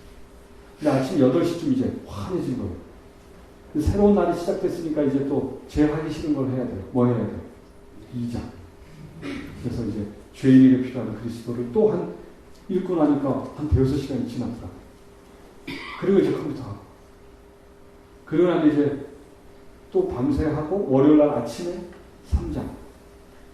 회개. 읽고. 또 컴퓨터 하고. 너무 졸리니까 한 3시간 자고. 이제 애들 오니까 애들 과외하고. 그 다음에 애들 과외 끝나자마자 바로 또 컴퓨터 하고. 그 다음날 4장. 고백 읽고. 또 컴퓨터하고 5장 헌신 읽을 때 제일 처음에 읽기 시작하잖아요. 너희가 전심으로 나를 찾고 찾으면 나를 만난다. 이 글을 읽는 순간 이 생애빛을 던져버리고 싶더라고요. 전심은커녕 이 지금 말씀 읽는 시간조차 짜증이 나는 내가 어떻게 전심으로 하나님을 찾을 수가 있겠어요. 그래서 던져버리고 싶었지만 친구와의 약속을 지키기 위해서 꼭꼭 씹으면서 하나님이랑 싸우듯이 대화하면서 읽어가다가 헌신은 결코 어려운 것이 아닌 거기에 눈이 꽂힌 거예요. 우리가 모든 것을 그분께 드린다고 할 때 무엇을 드리게 됩니까? 예수께서 청결하고 깨끗하게 하시도록 우리의 죄된 마음을 드린다. 그게 눈에 처음으로 들어왔어요. 예전에 14번을 읽을 때는 그런 문구가 있는지조차 몰랐는데 심령이 가난해지고 나는 나쁜 사람이라는 걸 늘 자책하던 저로서는, 그래서 자살을 준비 중이던 저로서는 우리가 모든 것을 그분께 드리게 될 때 무엇을 드리게 되는가? 예수께서 정결하고 깨끗하게 하시도록 우리의 죄된 마음을 드립니다. 하나님은 우리가 가지고 있어서 도움이 되는 것은 그 어떤 것도 달라고 하지 않으십니다. 하나님은 항상 우리에게 무엇이 최선인지를 늘 생각하시다. 이거를 읽고 또 읽고 읽고 또 읽다가 갑자기 희망이 생겨났어요. 나는 발바닥부터 머리끝까지 다 죄밖에 없는데 하나님이 달라고 하시는 게 뭐밖에 없다면, 죄밖에 없다면 나는 부자다. 그런 생각이 들었어요. 갑자기 내가 부자라는 생각이 들었어요. 하나님께 드릴 수 있는 죄가 너무나 많다는 게 생각났어요. 그래서 그 순간 저는 희망으로 솟아올랐어요. 그때 울면서 하나님께 감사하다. 저에게 정말로 달라고 하는 게 죄밖에 없냐고. 그럼 드릴 수 있겠다고 엉엉 울면서 거의 한 2시간 정도를 울면서 나 좀 도와달라. 나 정말 10년 넘게 이거 끊고 싶어서 노력했지만 안 된다. 나 좀 끊게 해달라. 울면서 기도를 하는데 마음이 얼마나 평안한지. 한 12년 만에 누려보는 평안이 너무나 좋았어요. 그런데 여러분 그거 아세요? 그렇게 울면서 기도가 끝나고 난 뒤에 제가 합니다. 다시 컴퓨터를 켜고 그러면서 게임을 하면서 속으로 무슨 생각을 했을까요? 그러면 그렇지. 네가 12년 동안 해서 안 되는데 될 턱이 있겠어. 그리고 그냥 될 대로 되라고 게임을 그냥 했습니다. 또 다음날 아침에 발랐어요. 밤을 꼴딱 새고. 근데 그때 컴퓨터를 딱 꺼놓고 어젯밤에 그렇게 울면서 기도했던 2시간이 너무나 거짓스럽게 여겨지는 거예요. 그래서 한숨을 쉬고 일어나려고 하는데 마음에 이 음성이 들리더라고요. 헌신해야지. 예? 헌신해야지. 그런데 헌신의 의미가 떠올랐어요. 헌신은 뭘 드리는 거라고요? 죄 때문에. 제가 지금 방금 죄 지었어요. 지었어요. 그럼 기도해야 돼요? 안 해야 돼요? 해야 되는 거예요. 그래서 제가 무릎을 꿇으려고 하는데 두려웠어요? 안 두려웠어요? 정말 두려웠어요. 왜냐면 내가 지금 게임만 한 게 아니거든요. 물론 게임이 다 잔인한 거예요. 죽이고 자르고 이러는 거. 그런 걸 했는데 그것만 한 게 아니라 더러운 영상들도 봤단 말이에요. 이런 내가 기도해도 될까? 진짜 이 죄를 드린 게 헌신이 맞기는 한 걸까? 이 마음의 갈등. 그러나 결국 성령 하나님이 저를 계속 내가 미쳐봐야 본전 아니야? 잃어버릴 게 뭐 있어? 이런 이제 어떤 좀 극한 생각까지 올라오더라고요. 그래, 내가 기도해도 잃어버릴 게 뭐가 있겠어? 미쳐봐야 본전이니까 한번 해보자. 이런 막가파 정신으로 무릎을 꿇었어요. 그리고 컴퓨터 책상 바로 옆에 무릎을 꿇었습니다. 그리고 하늘에 계신 하나님 아버지 라고 하는 순간 제 마음의 평안이 물밀듯이 밀려들어옵니다. 이해할 수 없는 평안. 그냥 하나님 아버지라고만 불렀는데 제 마음의 평안이 밀려옵니다. 그리고 그냥 눈물만 그냥 하염없이 나왔어요. 그러면서 이런 음성이 귀에 들리는 거예요. 너 스스로 이걸 끊을 수 있었다면 내가 왜 너를 위해 죽었겠니? 그래서 너는 내가 필요한 거니까 걱정하지 말고 계속 헌신해. 그런 음성을 듣게 되었어요. 엉엉 울면서 하나님께 감사드렸어요. 그리고 6장 믿음과 받으심을 읽는데 이때부터는 다르게 보이더라고요. 한 줄 읽고 울고 한 줄 읽고 울고 너무나 감사했어요. 또 한 6시간이 흘렀어요. 근데 그렇게 은혜를 받고 난 뒤에 제가 한 일은 또 뭐였어요? 또 컴퓨터를 키는 거였어요. 그리고 또 밤새 게임을 하고 그 다음날 아침에 또 컴퓨터를 끄고 어제 한번 경험해봤으니까 조금 쉽더라고요. 떨리긴 하지만 또 헌신을 해보자 했어요. 또 마음의 평안을 받죠. 그렇게 전도의 계단을 한번 다 읽고 저는 전도의 계단을 한번 다 읽을 때 저에게 무슨 좋은 변화가 일어날 줄 알았어요.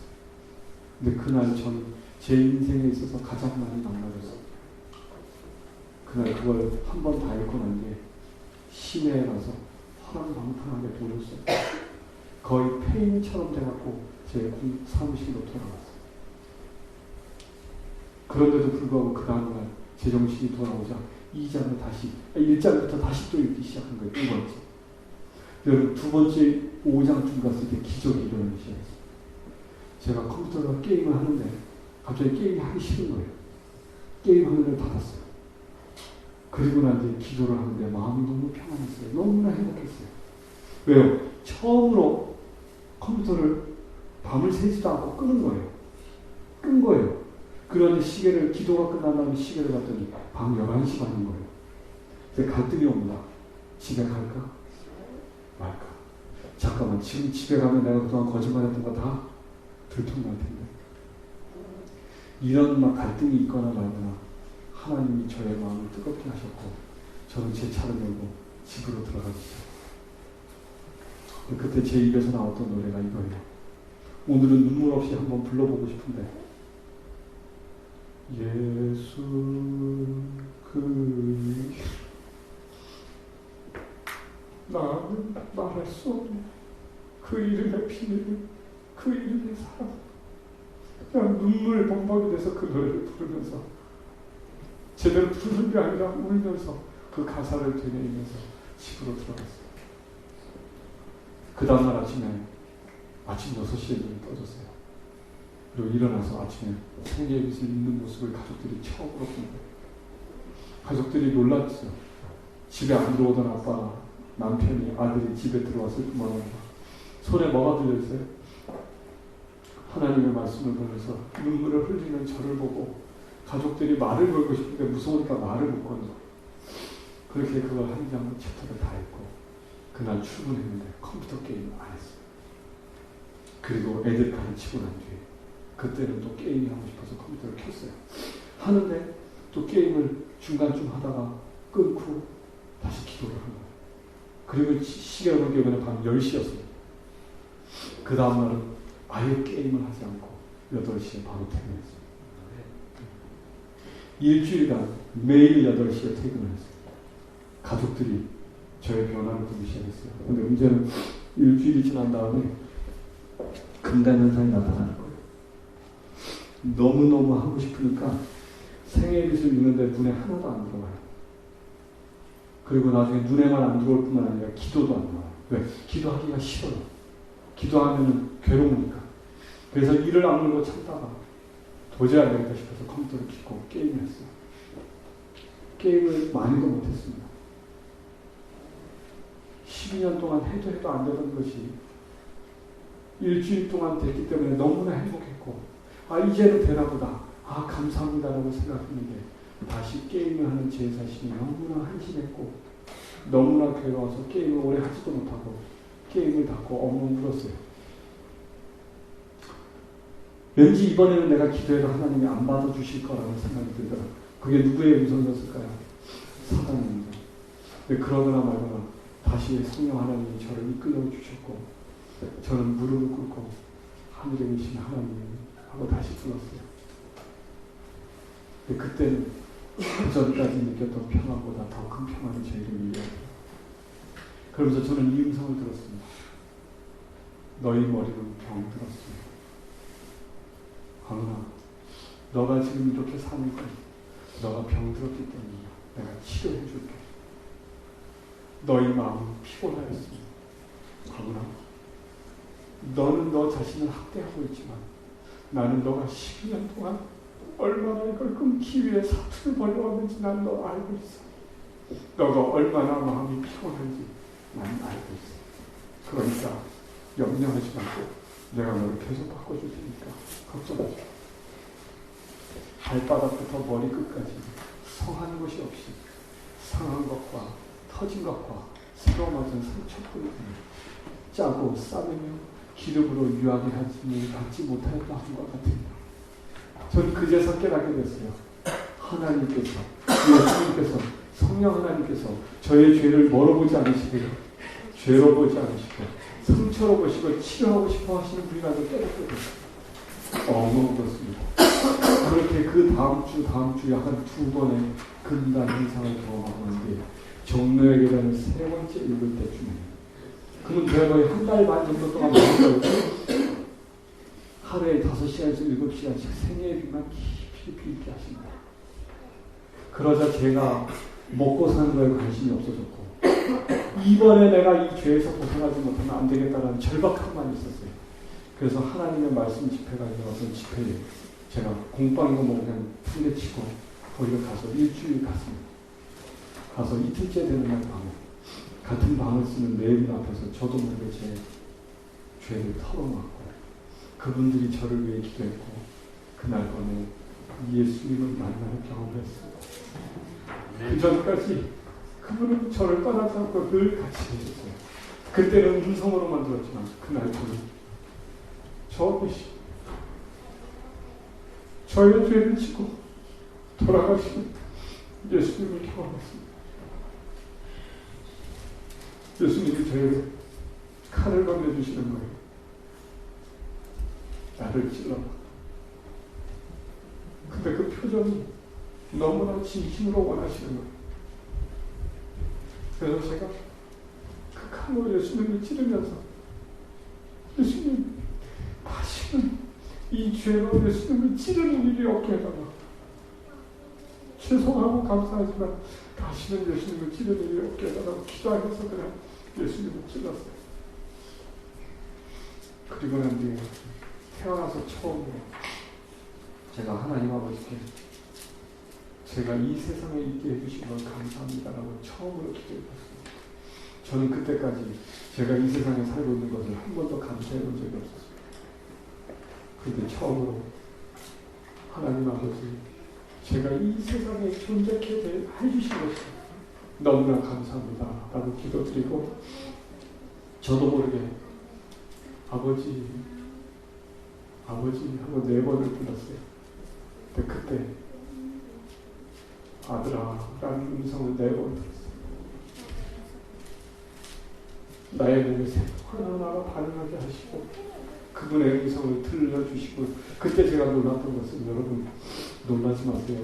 여러분과 제가 매일 2가지 생각이 우리 머리에 있잖아요. 좋은 것이 겨우 해라 하지 마라. 여러분 그 해라의 음성이 성령 하나님의 음성입니다. 제가 하나님의 음성을 듣고 난 뒤에 너무나 감동해서 울었던 이유는 내가 매일 들었던 음성이었기 때문에 놀랐기 때문이었어요. 그리고 저는 그날 제가 하늘로 높이 올라가고 하나님을 안아주시는 그 따스함을 다 느꼈고, 그 이후로 지금까지 멀티미디어를 하고 싶다는 생각이 한 번도 나오지 않습니다. 더욱 감사한 것은 제가 봤던 그 더러운 영상들의 내용이 지금 하나도 생각나지 않습니다. 제가 그것을 봤다는 기억은 있는데 무슨 내용이었는지 생각이 안 납니다. 만약 그것이 생각난다면 여러분 앞에서 이렇게 편안하게 간증하지 못할 거라는 생각합니다. 너무나 악한 것들이었습니다. 그러나 우리의 구원의 주인 되기를 기뻐하시는 예수님은 여러분과 오늘 저에게 제발 그 무거운 죄 너가 해결할 수 없으니까 누구에게 가져오라고요? 나에게 가져오라. 오라 우리가 서로 변론하자. 뭘 가지고 변론을 하자고요? 죄를 가지고. 너희 죄가 주홍 같을지라도 진홍 같을지라도 눈과 양털처럼 희게 해주시겠다. 제가 경험한 큰 나무 되셨어요. 근데 그때 멀티미디어에서만 자유롭게 해주신 것이 아니라 그 뒤로 여러 가지 자유롭게 해주시고 계십니다. 그런데 아직도 자유롭지 못한 죄가 많을까요? 적을까요? 네. 셀 수 없이 좋죠. 제가 깨닫지도 못한 죄들이 빙산의 밑에 깔려있는 얼음처럼 저는 죄덩어리입니다. 하지만 제가 죄인 중에 예수님과 마지막 인간을 이를 구원하기를 원하시는 하나님과 예수님과 성령 하나님의 사랑을 세상에 그 어떤 것보다 강하심을 저는 깨닫고 있습니다. 그래서 저는 저희 구원에 흔들림이 없습니다. 여러분 이 사랑 우리 모두 느껴야 하지 않을까요? 이 귀한 사랑, 나의 가장 소중한 아내 또는 남편 또는 자녀와 함께 공유해야 하지 않을까요? 여러분 그래서 엘렌 화이트 우리에게 제발 다른 데 눈 돌리지 말고 어디에 집중해라? 새 천사의 기별에 집중해라 라고 얘기하는 것입니다. 저는 여러분이 이 거듭남의 가치, 하나님이 우리에게 주고자 하시는 이 선물의 의미를 저의 간증을 통해서 약간이라도 이해하셨으면 좋겠고, 여러분도 이 가슴 벅찬 경험 꼭 하게 되시기를 소망합니다. 그리고 이미 경험하신 분은 그게 비록 아무리 사소한 것 같지만 옆에 있는 영혼과 계속 나누시길 바랍니다. 예를 들어서 근심과 고민 속에 있는 사람에게 걱정하지 마라. 나 이거 예수님께 가져갔더니 나를 구원하신 예수님, 나를 사랑하시는 예수님이 당신도 사랑하니까 뭐 하지 말라? 막당하지 말라. 걱정하지 말라. 이 첫째 천사의 기별을 외치시기 바랍니다. 그런 사람만이 둘째 천사의 기별인 성화의 관계를 갖게 될 것입니다. 저는 지금 성화의 관계 밟고 있는 건가요? 밟고 있는 건가요? 너무나 부족하지만 하나님의 은혜로 성화하는 그 아름다운 길을 걷게 하고 계십니다. 저는 제가 영원히 예수 그리스도의 피로 수여하는 그날을 소망하고 소망합니다. 근데 그 날을 맞이하려면 저 혼자 되는 것이 아니라 여러분이 얼른 첫째 천사의 기도를 경험하셔서 함께 뜨겁게 기도하는 가운데 우리가 늦은 대로 받게 되기를 소망합니다. 제7회 안칠 예수 제일교회는 이 기별을 받아들이든지 안 받아들이든지 다 결정이 나고 나면 우리 교단은 무너집니다. 우리 교단의 창문을 사람들이 깨기를 좋아할 것이고, 우리 교단의 문패를 발로 밟기를 즐거워하는 일이 오게 될 것입니다. 이것이 다른 교단이 우리를 박해해서 일어나는 게 아니고요. 우리 스스로 자멸합니다. 우리가 그동안 저질러 왔던 죄들에 의해서 우리 교단이 무너집니다. 외부의 박해에 의해서 무너지지 않습니다. 여러분.